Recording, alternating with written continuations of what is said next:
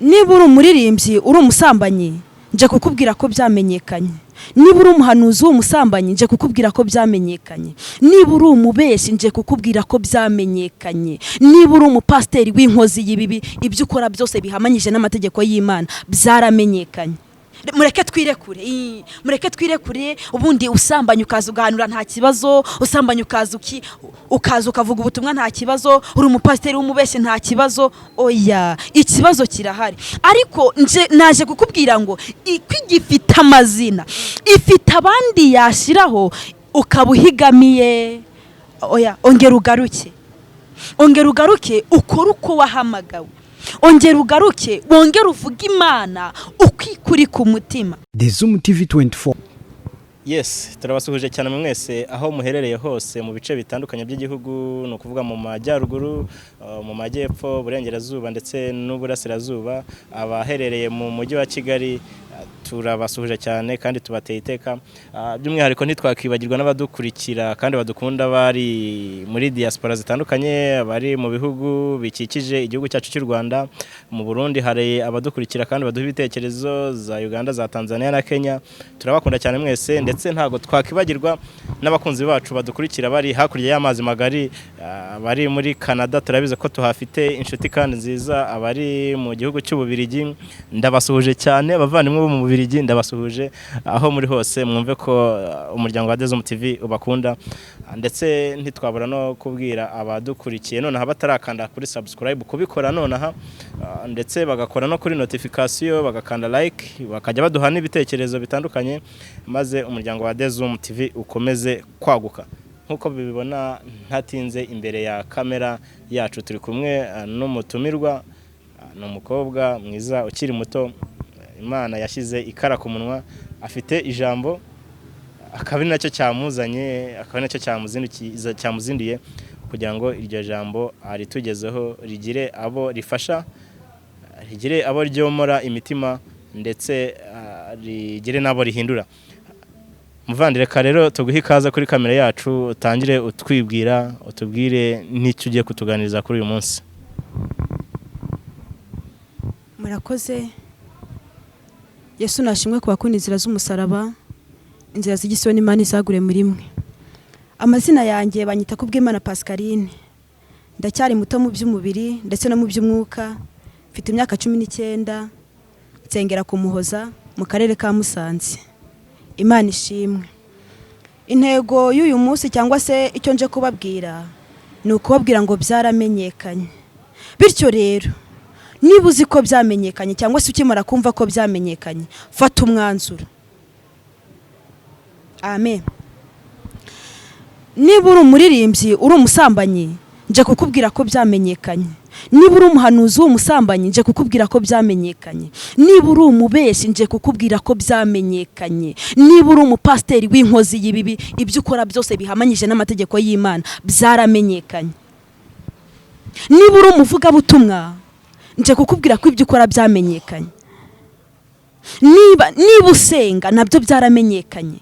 Niba uri diakoni w'umurozi byaramenyekanye. Niba uri diakoni w'umusambanyi byaramenyekanye. Nje kukubwira ko ibyo ukora byose byamenyekanye. Wavuga uti se byamenyekanye bite? Ko njya gusambana nkaza ngahanura bikemera, najya gusambana nkaza nkarimba bikemera, najya kwiba nkaza nkarimba bikemera, natuburira abantu nkaza nkarimba bikemera, cyangwa se ngahanura cyangwa se nkavuga ubutumwa, none wambaza uti byamenyekanye gute? Nanjye niteguye kugusubiza. Muri Zaburi ya 50 umurongo wa 21 haranditse ngo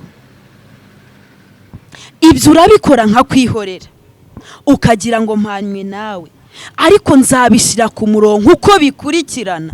None aho ngaho ufite icyo kwireguza ikihe? Izi mirimo yawe, izi uko witwara, izi niba uri umuririmbyi nyakuri, izi niba uri umuhanuzi nyakuri, izi niba uri umuvuga butumwa nyakuri, izi niba uri pasiteri uwigisha ibimurimo. Ubundi turi mu isi twahamagariwe guhindura abantu no guhindura isi. Ariko iyo urebye muri iyi minsi usanga kugira ngo abantu bahindure isi yahinduye abantu. Ariko ibyo si wo mugambi w'Imana. Imana yaremye ishaka kuri wowe. yarakuremye kugira ngo nibikugize pasiteri igisha iby'ukuri, bafashwe cyangwa barorere, babwiza ukuri, ubugingo babubone. Reka kuvuga iby'amarangamutima yawe no kwigisha ibyo utekereje. Bwira abantu iby'ukuri, reka kubahuza n'imishinga. Wa muhanuzi we, reka kubahanurira viza. Yego nibyo ndabyemera, Imana igitanga viza, Imana igitanga kwiga amashuri meza ukayarangiza, ibyo ndabyemera kuko ni byinshi Imana yagiye ikora ndabibona. Ariko noneho bwira abantu basenga Imana, kuko ufite Imana aba afite byose. Wasenze iyo viza ntiyayikwima, ukiranutse hanze wajyayo, ukiranutse umugabo wamubona. Sigaho wamuhanuze kubwira abantu urafata umuntu n'umusamanya avuye muri tete, avuye gusambana, yararanye n'umugabo, murahuye mukubise umugabo. Izo ni inyigisho z'ibinyoma. Ahubwo bwira umuntu kuri, akwange cyangwa gukunde. Birashoboka ko izamuha umugabo koko, ariko nasomye ijambo ry'Imana rambwira ngo gusenga k'umunyabyaha ni ikizira imbere y'Imana. Ako kanyura muyobeje, naho yaba ashakaga kiza cyangwa se ashaka kubona Imana, ahise yumva ko Imana ntabwo iboneka, ahubwo haboneka viza, hakaboneka kwiga kaminuza, hakaboneka umugabo mwiza, hakaboneka amaduka, hakaboneka gucuruza kenkayori. Yego ndabyemera, ibyo Imana ijya ibitanga, ariko se ibihande. Urinde wowe ushaka imigisha y'Imana, urinde wowe ushaka gutabarwa n'Imana, urinde wowe ushaka kugirirwa neza n'Imana. Wowe ushaka kuzabona Imana cyangwa se kugirirwa neza n'Imana, fata umwanzuro uve mu byaha. Kuko nasomye ijambo ry'Imana Yobu 28 ngo maze bwira umuntu iti, dore kubaha Uwiteka nibwo bwenge, kandi kuva mu byaha uko niko kujijuka. Kukubwira kuzabona imodoka ubwo sibwo bwenge, kuba warize amashuri menshi ubwo sibwo bwenge, ubwo nubumenye. Ariko shaka ubwenge, kuko nasomye ijambo ry'Imana mu migani rambwira ngo ubwenge buguhesha kuzabona Imana. Imana ishimwe. Dusome mu ijambo ry'Imana riri mu byakozwe n'intumwa ibice 3. Dusome ijambo ry'Imana mu byahishuwe ibice 3 umurongo wa 4. Nari nibesha umurongo mu mbabarire, ariko bibaye ngombwa ko Imana inyibutsa, kuko singiye hano urimo kuvuga, ahubwo uvugira muri nge ni Kristo. Haranditse ngo icyakora ndacyafite amazina y'abisarudi batigeze kwanduza imyenda yabo. Iracyafite amazina y'abakobwa batigeze kwanduza imyenda yabo. Iracyafite amazina y'abagabo batigeze kwanduza imyenda yabo. Iracyafite amazina y'abagore cyangwa se ababyeyi batigeze kwanduza imyenda yabo. Iracyafite amazina y'abasore batigeze kwanduza imyenda yabo. Noneho rero ngo abo nibazinjirana nabo bambaye imyenda yera kuko babikwiriye. Wowe reka kwitinza mu byaha, kuko nakubwiye ngo kubaha Uwiteka nibwo bwenge, kandi kuva mu byaha uko niko kwijujuka. Reka kumva abantu bakubwira amahoro kandi ntayahari. Reka kumva baguhanurira ibyiza kandi uri umunyabyaha. Yego nasomye ijambo ry'Imana ahita wibaza uti mbese sinasomye ngo ivuburira imvura ababi n'abeza. Ye ndabyemera, ariko wibuke ko nubwo ivuburira imvura ababi n'abeza, imigisha iratandukanye. Hari igihe kiguhera kubera ko yakuremeye, ariko hari ibyiza Imana yageneye abayikoreye. Hari ibyo bazabona utarabona kandi utazanabona kubera ibyaha wicayemo uyu munsi.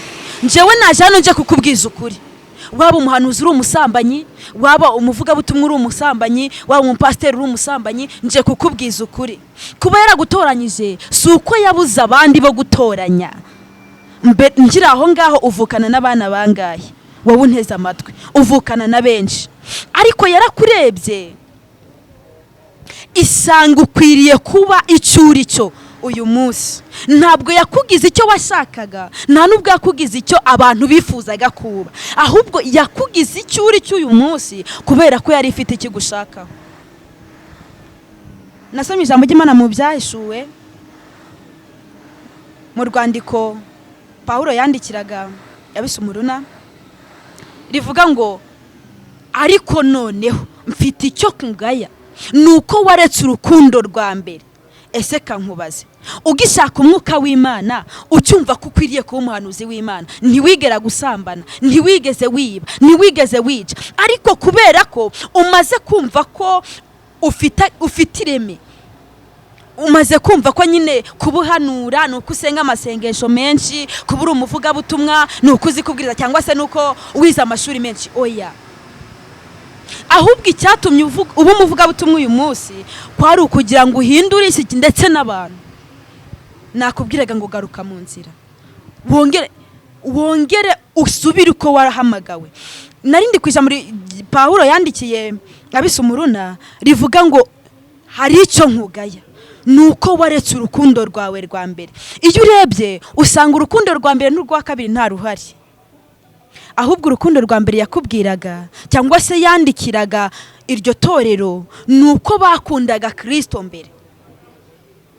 bamaze guhabwa ibyo bari bashaka bahita bigira inama bati mureke twirekure ubundi usambanya ukaza ugahanura nta kibazo usambanya ukaza ukavuga ubutumwa nta kibazo uri umupasiteri w'umubeshyi nta kibazo oya ikibazo kirahari ariko naje kukubwira ngo igifite amazina ifite abandi yashiraho ukabuhigamiye oya ongera ugaruke ukora uko wahamagawe ongera ugaruke wongera uvuga Imana ukikuri ku mutima sigaho kubwira abantu Imana ubaryarya vuga Imana ikuri ku mutima sigaho kuvuga Imana bitakurimo kuko hari abantu benshi ishobora gukoresha ibyo ukora hari abantu benshi ishobora gutoranya bagahanura hari abantu benshi ishobora gutoranya bakavuga Imana bakavuga Yirekuye hari abantu benshi ishobora gutoranya bakongera bakongera bagacana umuriro mu itorero bakongera bakagura amavuta mu itorero Imana ishimwe buriya iyo urebye muri iki gihe usanga bigoye kumenya ukuri ariko iyo ushize mu bwenge bwawe cyangwa se nuko ijambo ry'Imana ryanditse kumenya ukuri biroroshye wavuga uti mbese ko inyigisho z'ibinyoma zagwiriye kandi bose bakaba baza biyitirira Imana twamenye ukuri ari ukuye kankurangira ukuri rero muri iyi minsi hariho abahanuzi baza bakavuga ngo Imana iravuze icyakora itavuze barangiza bakakubeshya wakubitana n'abandi ngumva ngo niyo ryaba ari igihuri ngo Imana ishobora kuribyazamo umushwe barakubeshya niba yaraje akakubwira akavuga ari umuntu ivuga igasohoza siyo yavuze umuti n'uyu nguyu rero shaka ijambo ry'Imana kuko ububatse ku buhanuzi agwa vuba shaka ijambo ry'Imana wowe ubwawe ubwira umwuka w'Imana gusobanurire wowe ubwawe ufata umwanya usenga Imana ubwire ngo Mana ndashaka kumenya ukuri kuri hagati y'aba bantu ese uyu ni umuhanuzi nyakuri uyu ni uw'ibinyoma kuko iyo urebyesheje amaso y'umubiri usanga bose bambaye ishusho yo kwera ariko iyo ufite amaso y'umwuka usanga bahakana ishusho y'imbaraga z'agakiza cyangwa se y'imbaraga yo kwera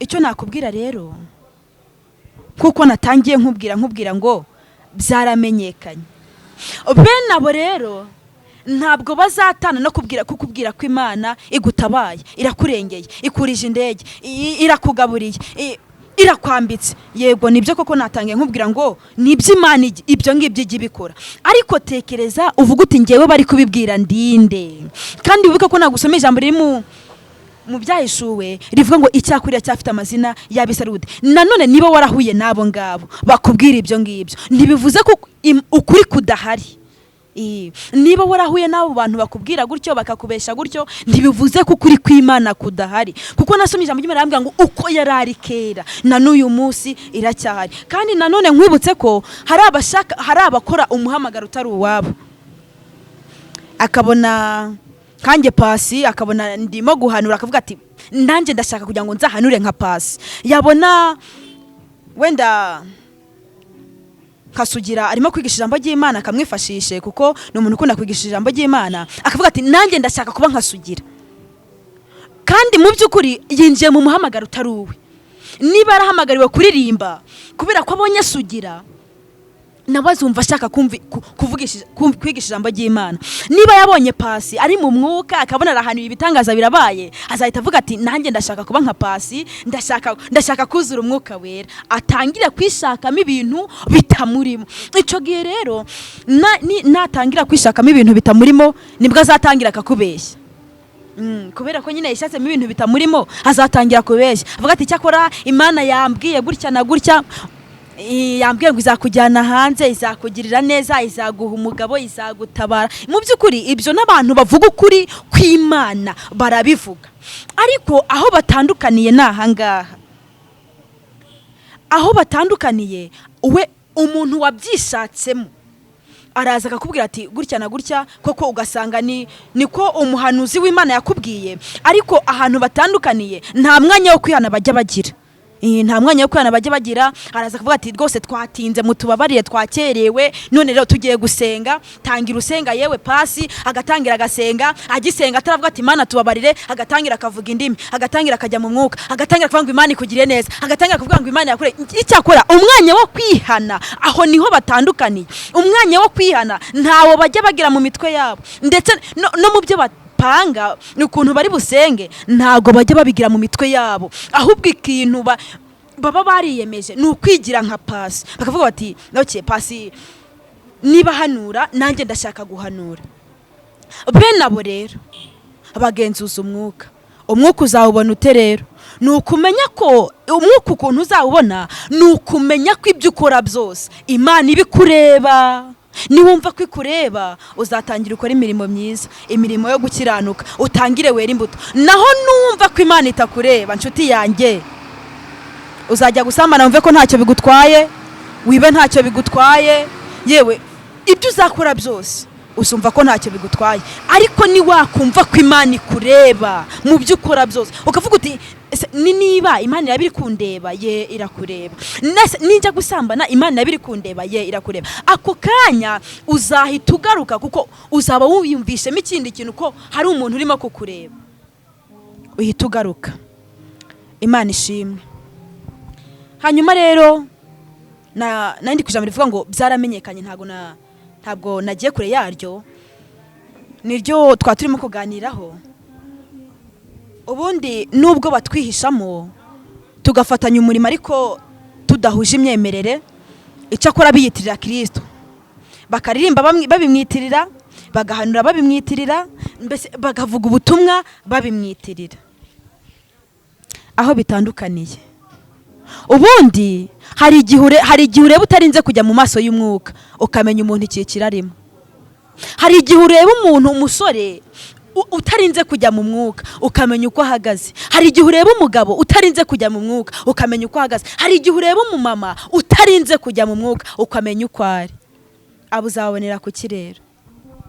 Ubundi iyo winjiye mu rusengero mwese muba mwagiye gusenga, mwese mwitira ko mugiye gusenga, ariko mu by'ukuri ntabwo gahundi mwese mwitira ko mugiye gusenga, ariko biba biri mu mitima yanyu biba bitandukanye. Hari ubugiye gusenga ashaka umugabo, hari n'ubugiye gusenga ashaka umugore, hari n'ujya gusenga ashaka akazi, hari n'ujya gusenga yarabuze amahoro yo mu rugo akavuga ati gose Mana namaze kumenya ko bapfumu nta mahoro batanga, none rero nje gusenga kugira ngo unyihere amahoro. Hari n'uje gusenga ashaka ubugingo. Imana ishimwe. Uko mbatandukanyije gutyo mu maso y'umubiri ntiwabasha kubareba, ariko ubundi abarokore natangiye mbabwira ngo inzira z'igisiyoni Imana izagure muri mwe ku bakunda inzira y'umusaraba. Ubundi niba wararokowe kirazira kudatunga umwuka wera. Niba uri umurokore nyakuri gira umwuka wera. Umwuka wera mbabwira se wa wundi wijugunya hejuru, ayiwe, kuko n'ababyinira imana za kinyarwanda zino bita za bari na za shera bajya bijugunya bakavuga ati umva turi mu mavuta y'izo mana zabo. Ahubwo umwuka wera ni umwuka ukwemeza icyaha, cyangwa se umwuka ukwereka umuntu ukamumenya, cyangwa se umwuka ukwereka ukuri ukimenya. Kuko hari abantu akenshi ukaba uri umuntu utiyizi, ukaba umuntu rwose, ukaba umugabo ufite ubwanwa, ukaba umugore wabyaye utiyizi. Ikintu rero dukwiye kumenya ni ugusaba uwo mwuka. Twamara kuwusaba rero uwo niwe uzatwereka abantu dusenga n'abaribo, ukatwereka abarokore bapfubye, ukatwereka abagabo bapfubye mu kirokore, ukatwereka abasore bapfubye, abakobwa bapfubye. Imana ishimwe. Buriya niba ari ikintu kigora, biragoye gusengana n'umuntu wageze igorogota, aho gufata Kristo agafata igisambo. Uraririmba ati dore uko kiririmbye kubera ko yafashe igisambo. Wahanura batari ko igihe yahereye yagiye agabanya kubera ko yafashe igisambo. Wahimbaza Imana bati dore yari amabere kubera ko yafashe igisambo. Watambuka bati dore uko kiri kugenda kubera ko yafashe igisambo. Ariko uyu munsi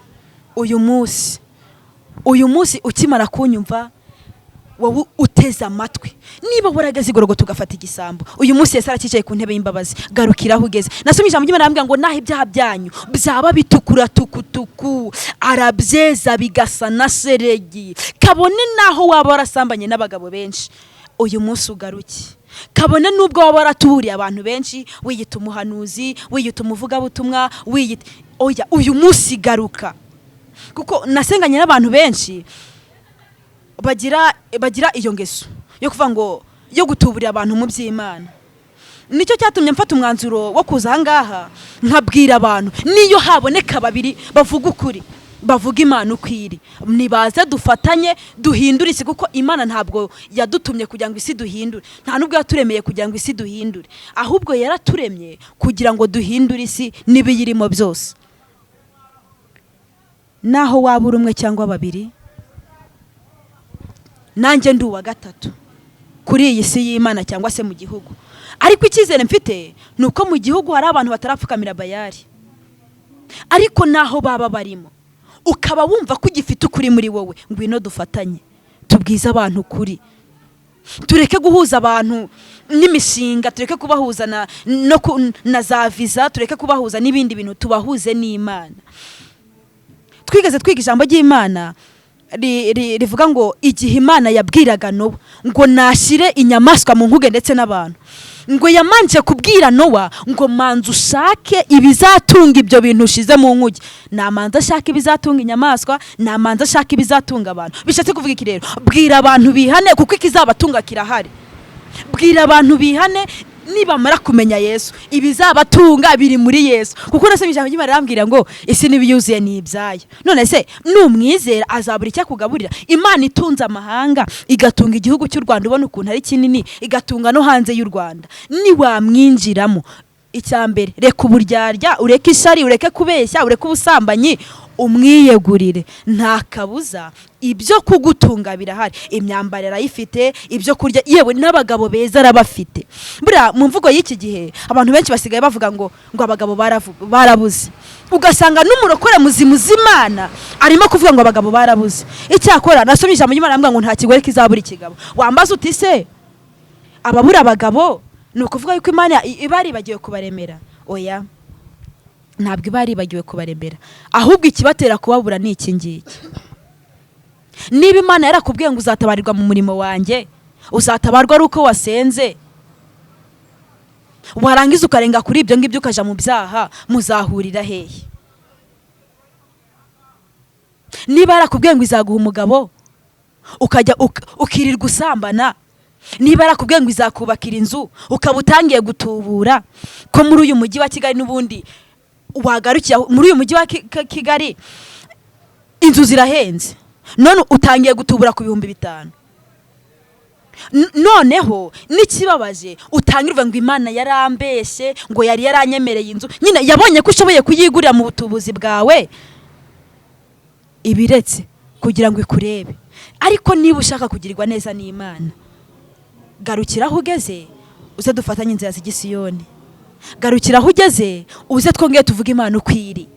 Garukiraho ugeze uze twongere tuvuge yera, kuko ni Imana ishoboye byose, ni Imana idahinduka, ni Imana igendana n'abambaye ikositimu ikagendana n'abambaye London, ni Imana igaburira abakene ikitibagiwe n'abakire, ni Imana ivugana n'abize n'abatarize, ni Imana igendana n'abagufi n'abarebare. Icyo usabwa ni ukwihana ibyaha, icyo usabwa ni ukuva mu ngeso mbi zawe. Nyasomye ijambo ry'Imana rambwira ngo ninde wari mu nama z'Uwiteka? aravuga ngo niba koko wari mu nama z'Uwiteka bwira abantu bihane bave mu ngeso mbi zabo. Niba uri umuhanuzi bwira abantu bihane bave mu ngeso mbi zabo. Niba uri umuvugabutumwa bwira abantu bihane bave mu ngeso mbi zabo. Niba uri umupasiteri bwira abantu bihane, cyane ko ari wowe bigomba cyane, kuko umurimo w'ubutambyi ni ukomeye mu mirimo yose. Imana ishimwe. Nakubwiraga ngo garuka dufatanye urugendo rw'Isiyoni. Nakubwiraga ngo ihana ibyaha kuko kuva mu byaha niko kujijuka. Nakubwiraga ngo uyu munsi wa none fata umwanzuro uve mu bidatunganye. Ukimara kunyumva kwanza ufata umwanzuro uvuga uti ngewe rwose ndashaka kuva mu byaha. Kandi nawe ubundi hari igihe n'umuntu asenga akaza gusubira inyuma akavuga ati se Imana buriya yambabarira ko nasengaga uyu munsi nkaba nkora ibyaha, ko nari umuhanuzi uyu munsi nkaba nkora ibyaha, ko nari umutuko, ko nabeshaga abantu ngo ndi umuhanuzi kandi ntari we. Icyakora ukibaza byinshi ukavuga uti yewe natambikiriye umuhamagaro wanjye, narahanuraga ariko nyuma nzanamo iby'ubutubuzi, nari umuvugabutumwa nyuma nzanamo iby'ubutubuzi, nza kubeshya abantu, nza kuvuga ibintu biterekeranye, nari umupasiteri ariko nsigaye nsambanya abana. Yo barandika aravuga ngo haracyari ibyiringiro yuko igiti cyatemwe cyakongera gushibuka kikagira amashami aruta ya mbere. Uyu munsi rero gira ibyo byiringiro, kuko Yesu uko yarari kera, uko yavuganaga n'abajya n'uyu munsi niko ari. Niba waragendeye mu ngeso mbi ugatuma umuhamagaro wawe uyu munsi umenya ukuri, kuko umenye ko byamenyekanye, ibyo ukora byaramenyekanye. Uyu munsi rero fata ingamba nshya. Nasomye ijambo ry'Imana mu Efeso rivuga ngo natwe yaratuzuye, twebwe abari bapfuye tuzi ibicumuro byacu. Nawe uyu munsi ushobora kuba ari uwo gupfa ariko Imana ikaguha ubugingo. Ushobora kuba ari uwo gupfa Imana wishwe n'ibyaha byawe, Imana ikakubabarira ibyaha. Uyu munsi wa none ufata umwanzuro uve mu byaha, kuko kuva mu byaha niko kujijuka. Kandi namwe bigisha, bahanuzi, bavuga butumwa, bapasiteri, namwe bashumba, mubwiza abantu kuri, kuko nicyo muzahemberwa. Mwikwita ku nyungu z'uyu munsi kandi mwikwita kubiboneka. Pawulo bivuga neza cyane, aravuga ngo nicyo gituma ntakwiye kwita kubiboneka kuko ari iby'igihe gitoya. Uyu munsi wikwita kubiboneka, ahubwo ita ku byo Kristo yaguteganyirije. Ubundi ayo mafaranga ushaka uramutse ukijijwe neza wayabona. Muhanuzi, uwo mugabo ushaka uramutse ukijijwe neza wamubona. Pasiteri, niba utagira na gakondo reka gutubura, kuko iyo nzu ushaka Imana irayifite, ndetse ishobora kuba ifite niyo urenze iyo usaba. Muhanuzi, ushobora no kuvuga uti nshaka umugabo utwara igare, niyo wampa umugabo utwara igare, niyo wampa umugabo utwara moto. Icyakora Imana ifite n'abagabo bafite akazi keza.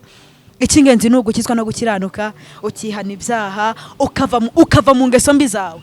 Nababwiraga ngo mwebwe mwashiriweho kuyobora abantu mu nzira yo gukiranuka, cyane cyane nk'abahanuzi. Yego nkangiye pasi ndi umuhanuzi ariko sibyo nirata. Nk'umuhanuzi, ubundi umuhanuzi yari akwiye kubera amaso abantu, ariko muri iyi minsi biragoye kubona umuhanuzi uri maso. Abahanuzi benshi basigaye bashaka indamu, abavuga butumwa benshi basigaye bashaka indamu, abapasiteri basigaye barashaka indamu. Ariko pasiteri nawe muhanuzi, muvuga butumwa, nawe diakone, ni mwebwe mwashiriwe kuyobora abantu mu itorero kugira ngo muyobore inzira yo gukiranuka.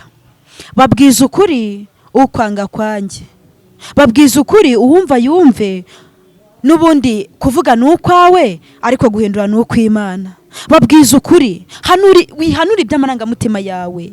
Babwiza ukuri, babwira icyo Imana ishaka. Kandi ikintu cya mbere Imana ishaka ni uko babwira bakava mu ngeso mbi zabo. Ntabwo Imana, yego nakubwiye ngo viza Imana yazitanga, ariko ntabwo ubundi hari ikintu abahanuzi n'abavuga butumwa bakora kandi gikomeye cyane bo batazi ko gikomeye. Urabona umuntu avuye mu byaha nk'iyo natwe twavuye, arimo arashaka kwihana, aho kugira ngo utuze yatura ibyaha bye atari hano ugahita umukubita amasezerano. Icyo gihe umwishe mu bwonko, umwishe mu mutwe. bishatse kuvuga ngo utangiriye kwihana kwe, agiye gutangira yizera ibyo yamubwiye, ntabwo agiye kwizera Imana, kuko yavuze ati none se nageze imbere y'Imana, Imana imbwira ko impaye akazi, Imana imbwira ko nzajya hanze, Imana imbwira ko impaye umugabo, icyakora n'ubwo yabimbwiye sinigeze nihana gusambana, bityo rero nzakomeza nisambanire.